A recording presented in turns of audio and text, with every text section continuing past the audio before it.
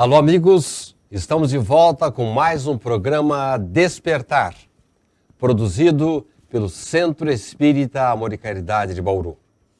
Ela é jornalista, editora do jornal Momento Espírita, roteirista da radionovela Em Algum Lugar da Cidade, palestrante espírita, autora de vários livros. Está conosco hoje Ângela Moraes. Obrigada, Sidney. É um prazer estar aqui. Nós vamos começar querendo saber um pouco da vida de Ângela na doutrina espírita. Ângela, como é que você conheceu a doutrina espírita? Você é espírita de berço, seus familiares já eram espíritas. Como é que surgiu a doutrina espírita na sua vida? Olha, Sidney, a doutrina espírita, ela surgiu na minha vida justamente num lugar menos provável, que foi uma igreja católica.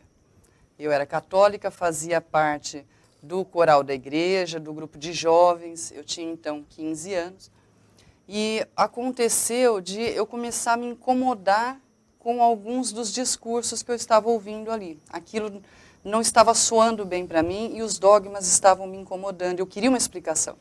Né? Eu tenho esse perfil questionador e aquilo estava realmente incomodando. Foi quando aconteceu um acidente envolvendo os amigos do grupo e eles foram parar na UTI, um acidente de carro. E eis que nós nos movimentamos fazendo corrente de oração, né? Toda aquela questão, exercendo a nossa fé. Mas eu estava passando dentro da igreja, para lá, para cá, a gente movimentando recursos, e eu escutei duas senhoras conversando, e só escutei a frase assim: onde já se viu acreditar em reencarnação? E quando eu escutei aquilo, eu parei e tive o ímpeto de virar para elas e dizer assim: a senhora é louca de não acreditar na reencarnação? Eu tinha 15 anos. Aí eu parei e antes de falar, né, seria um desrespeito muito grande até com a instituição, não é esse o propósito, mas eu então observei que eu estava na igreja e naquele dia eu pensei: eu estou no lugar errado. Para o meu coração não é aqui que eu devo estar. E daquele dia em diante eu me afastei do grupo mesmo, não das amizades, mas da prática do catolicismo e saí procurando. Fui procurando, fui lendo, na época não tinha internet, fui lá na biblioteca do meu pai e fui procurar referências de religiões e por sorte encontrei, né, por sorte, ou vamos dizer assim, por uma questão mesmo, né? Algum encaminhamento espiritual, talvez? Encaminhamento, né? Eu encontrei o livro Nosso Lar.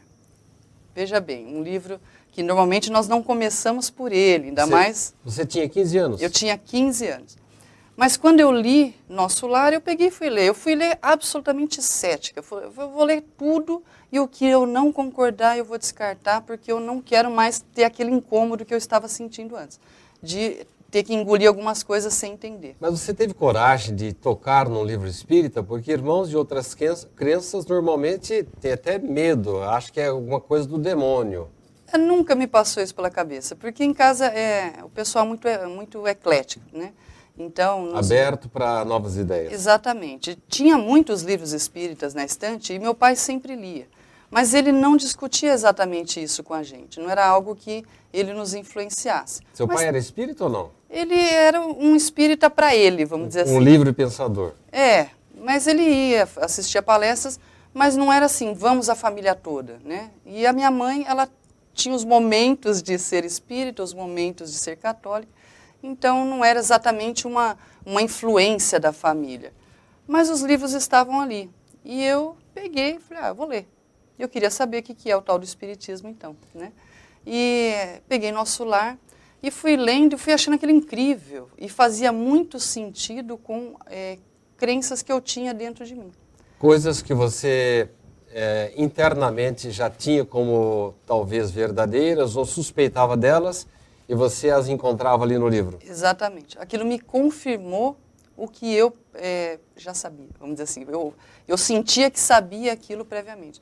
Então eu falei, nossa, e quando terminei a leitura eu fiquei encantadíssima com, né, o que André Luiz nos vislumbra do mundo espiritual. E eu falei, vou ler o próximo. E assim eu fui indo. Eu falei, a hora que eu achar alguma coisa que não caia bem, eu paro. Né? E nesse meio tempo eu fui, por exemplo, na Seixinoye. Eu falei, eu quero conhecer a doutrina desta religião.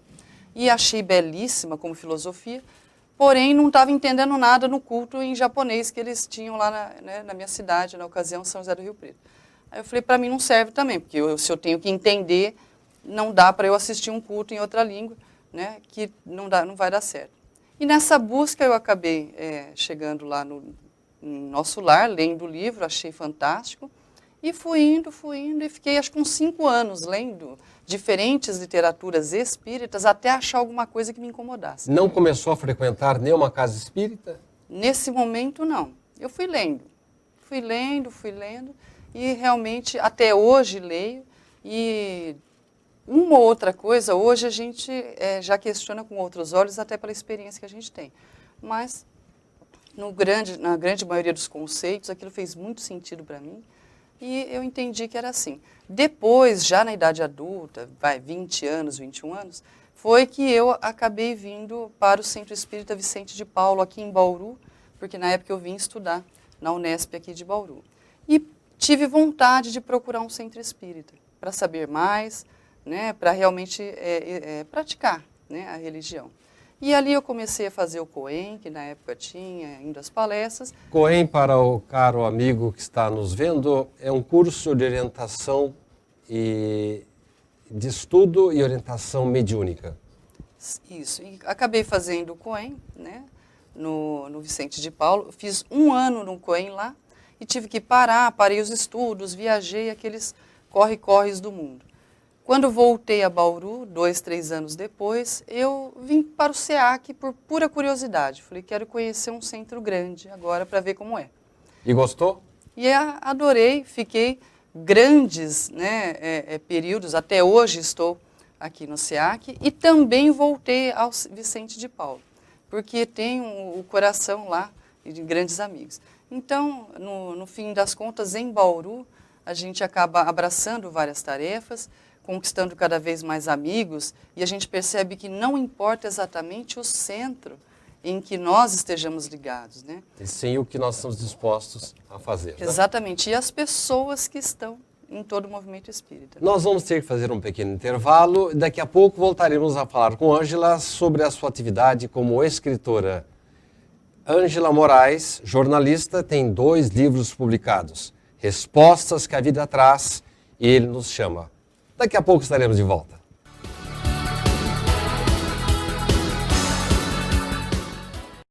A Livraria SEAC conta com mais de 4.500 títulos, obras básicas do Espiritismo, romances, livros infantis, adolescentes e adultos, de todos os gêneros da literatura espírita. E mais, a Livraria SEAC oferece o Clube do Livro, onde o sócio paga uma pequena mensalidade e retira uma obra diferente a cada mês.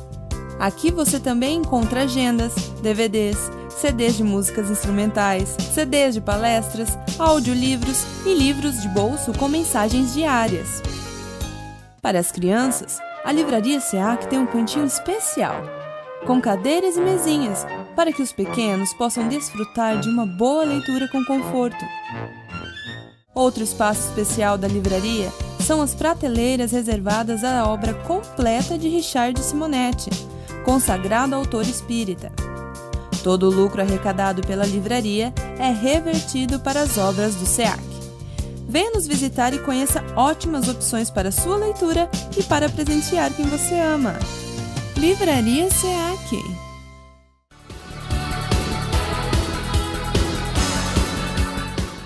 Estamos de volta para mais um bloco do programa de hoje, Despertar. Hoje com a presença da jornalista Ângela Moraes. Eu fiquei curioso e eu acho que os nossos amigos de casa também ficaram. Na sua narrativa inicial, você disse que com 15 anos escandalizou-se com 2 senhoras que estavam falando mal da reencarnação. Mas você não era católica, de 15 anos, já era reencarnacionista, Ângela? Pois é, Sidney, eu não sei te explicar como isso aconteceu, porque eu fiz a primeira comunhão, eu fiz todo o ritual, né, da igreja certinho, a crisma, frequentava, mas aquilo me incomodava, não me fazia sentido e para mim a reencarnação era uma certeza. Uma coisa natural. Natural. A única explicação para as discrepâncias sociais, não físicas. tenho dúvida, nunca tive dúvida. Nós vamos falar agora um pouquinho, Ângela, sobre os seus 2 livros publicados. A Ângela, ela participou de alguns livros, tem 2 livros dela publicados, o Respostas que a Vida Traz, e Ele Nos Chama. E além de ter até um conto premiado, né, Ângela, num concurso literário espírita. A minha dúvida é a seguinte: o que faz você, o que a impulsiona a escrever sob a forma de contos? Bem, Sidney, eu sou uma pessoa apaixonada pelos pequenos momentos. E o conto é uma maneira de você privilegiar esse pequeno momento, justamente. Porque o que acontece? O que é a vida, na verdade? É a somatória dos momentos, né? E é num pequeno momento que a gente muitas vezes toma uma decisão que pode arrasar com o futuro inteiro pela frente, ou pode nos redimir dali para frente. É num pequeno momento em que a gente expressa toda a nossa dor ou toda a nossa alegria, né? Então, eu acredito que os momentos, os pequenos momentos do cotidiano, a gente até subvaloriza na pressa, na correria, né, do dia a dia. Mas são eles os mais importantes. A grande reforma que a gente tem a fazer ocorre num pequeno momento em que a gente toma a decisão. Daí a sua intenção de registrá-los em seus escritos. Exatamente. O conto é uma maneira de uma maneira curta, dar atenção a esse momento. Porque não dá para fazer um romance inteiro a respeito de um momento, né? Ficaria... Mas é possível escrever um conto. Isso. Agora, no conto, eu consigo apanhar aquela sutileza num relato breve. Torna a leitura mais fácil para o leitor, eu acho que isso é muito importante também. E, principalmente, é uma situação do dia a dia. Porque eu tenho esse perfil bastante pragmático. Tem que ser no dia a dia, as pessoas precisam enxergar como que, no dia de hoje, um dia qualquer em que eu me levantei, fiz as minhas atividades profissionais, as minhas atividades domésticas, ao mesmo tempo existe um universo de sentimentos que está borbulhando dentro de mim. Isso tem que ser registrado e ser considerado para toda a sua vida, é isso? Eu acho que é uma maneira de dar atenção a esse momento, senão ele passa batido. Ângela escreve na forma de contos, como o caro amigo de casa já percebeu. Mas a nossa dúvida é a seguinte agora: você segue, quando escreve um livro espírita, uma linha editorial única ou você varia um pouco de assuntos? Eu diria assim, eu tenho uma linha pessoal, um propósito pessoal no meu trabalho espírita até o momento. Digo até o momento porque eu acho que todo mundo pode mudar, né? Sempre, não precisa ser inflexível. E o escritor também tem várias fases, né? Isso. Ele pode, em determinada fase, pender mais para um lado, para o conto, para o romance, não é assim? Exatamente. E até pelo enfoque que ele queira dar, né? Mas eu tenho sim um propósito, que é o que me norteia quando eu penso, eu vou começar uma obra nova ou algo do tipo, que é trabalhar o Evangelho de Jesus, ou o Evangelho segundo o Espiritismo, no dia a dia das pessoas, no nosso dia a dia. Esta seria, vamos dizer, a sua linha editorial? Essa é a minha linha editorial. Eu sempre procuro fundamentar as minhas palestras, buscar os contos, buscar as situações do cotidiano e como que isso se enquadra num contexto das virtudes evangélicas. Trazer Jesus para o cotidiano. Exatamente. Muito bem. Ângela é editora do jornal Momento Espírita, um jornal mensal que tem uma tiragem de cerca de 5.000 exemplares. Afora a leitura através da internet de mais de 3.000 pessoas. Ângela, eu imagino que seja um desafio você produzir, editar um periódico espírita.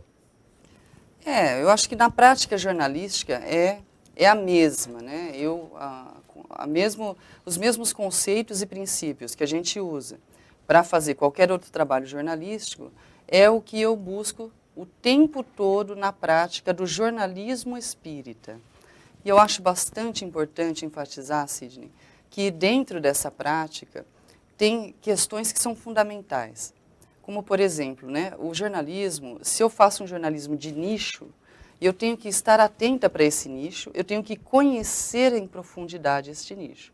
Então, por exemplo, se eu me proponho a fazer uma revista de pet, por exemplo, de animaizinhos, eu tenho que conhecer muito do assunto e buscar todas as referências, né, para esse assunto, para não falar besteira, não é assim?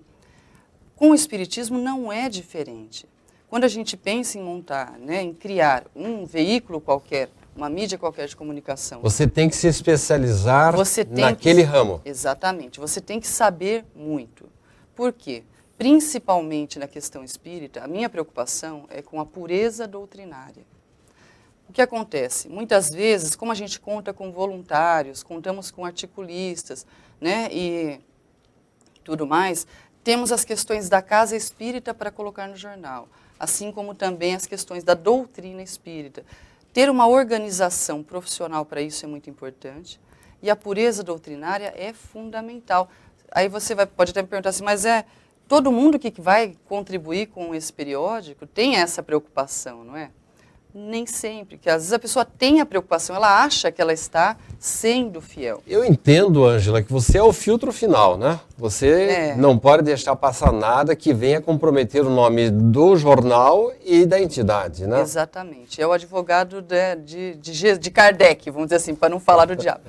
Porque a gente tem que ter essa preocupação, é até desagradável às vezes ter que segurar um artigo ou outro, porque alguma passagem dele... Não está condizente. Deu uma fugidinha ali, né? Foge da pureza doutrinária. Né? Isso. E isso pode acontecer, como é de todo ser humano, sem querer julgar ninguém. Mas o que acontece? A gente muitas vezes emite opinião no artigo. E essa opinião às vezes foge um pouco, ou simplesmente não foi tratado disso. Né? Um artigo que uma vez eu mandei para você, aliás, nem foi para você publicar, foi para você me dar uma opinião. Eu também estava com medo de escrever sobre aquela área e você me chamou a atenção. Olha, esta linha aqui talvez não seja adequada. Eu achei que a sua orientação foi precisa e, por sinal, esse artigo faz parte de um dos meus livros hoje. E quando eu releio, eu me lembro de você. Muito obrigada. Nós vamos falar um pouquinho agora também sobre aquela radionovela Em Algum Lugar da Cidade. Ela faz parte do programa radiofônico Diálogos Espíritas, que é veiculado tanto pela Rádio SEAC, aqui do Centro Espírita Amor e Caridade, como também pela Rádio Bandeirantes, uma emissora AM. E também pela web. Como é que surgiu essa ideia, Ângela, de se produzir uma radionovela? Coisa da época da minha mãe, da minha avó. E o pessoal gosta de radionovela? Gosta. Né? A Dona Maria, a Dona Cida, o seu Paulo, o seu Zezinho, né? São os nossos personagens. Já ali. São conhecidos? São conhecidos, são muito queridos. Né? E nós cuidamos de colocar na radionovela exatamente como um conto, né? Mas cotidiano. Trazendo o cotidiano, trazendo o questionamento espírita, né? E o questionamento baseado nos fatos do dia a dia. Então elas conversam como a gente está conversando aqui, né? E fala, mas Dona Maria, me diga, o que é aquela galinha preta jogada ali na frente? Isso pega, né? Então a gente vai desfiando. Ângela, né? Eu me lembro quando eu era pequeno, quando havia uma radionovela, eu ficava curioso para conhecer o radialista, a voz, né? Por trás daquela voz, quem estava ali. E eu ia até a rádio, ao estúdio, para conhecer quem estava falando. Acontece isso com você também ou não? Eu não me lembro de ninguém ter ido lá para nos conhecer. Mas quando a gente vinha aqui nas palestras, né, e alguém ficava sabendo, então é você, a Dona Maria. Muito bem. Você quer falar alguma coisa mais da radionovela? Na radionovela, eu acho que é bacana o seguinte, é trazer o espiritismo para uma linguagem popular. E a gente precisa disso no movimento espírita. Falar sobre espiritismo do jeito que nós falamos com os amigos no dia a dia. Isso é importante. A radionovela traz isso. E é realmente muito gostoso. E também mostra que aquelas senhoras aproveitam um minutinho do seu tempo para falar de algo mais edificante do que as situações do cotidiano. Então, eu acho que é muito importante ressaltar isso. Sim. Muito bom. Eu sei que você tem 2 filhos pequenos, é jornalista em plena atividade. Como é que você consegue conciliar, cuidar da casa, da vida profissional, provavelmente cuidar do marido De algum pet que você tem em casa? Como é que funciona isso aí? Olha, Sidney, a chave é o seguinte, aos poucos. A minha colaboração no movimento espírita sempre se deu aos poucos. E eu digo isso porque as pessoas me perguntam, nossa, você tem um monte de coisa feita. Eu falei, não. Eu, por exemplo, a radionovela, eu escrevo 2 roteiros no mês. Então não pesa. Né? O texto para jornal, que deu origem ao livro, foi 1 ao mês, ao longo de 2 anos, 2 anos e meio.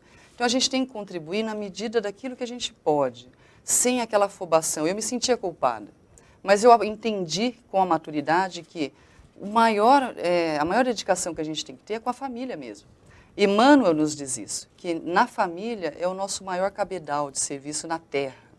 Então, prioridade é a família. O resto a gente vai acrescentando aos poucos. Agora, gostaríamos de falar um pouquinho de questões doutrinárias. Vamos lá. Eu noto que há uma constante nos seus livros, nos seus artigos, você fazendo referência como foco principal o Evangelho, particularmente os aspectos definidos por Allan Kardec como prioritários na obra O Evangelho segundo o Espiritismo. Por que você faz isso? Sidney, eu penso que as pessoas têm sede de Evangelho. As pessoas têm fome de Evangelho. Elas são carentes do Evangelho. E o Evangelho, o Evangelho segundo o Espiritismo, principalmente, por quê? Porque ele nos explica o Evangelho bíblico, as leis morais do Evangelho bíblico, de uma maneira fácil de entender, e a gente consegue trazer isso para o nosso dia a dia com mais facilidade. E eu senti que, para mim, a minha vida foi antes e depois de o Evangelho segundo o Espiritismo. O meu entendimento do funcionamento da vida.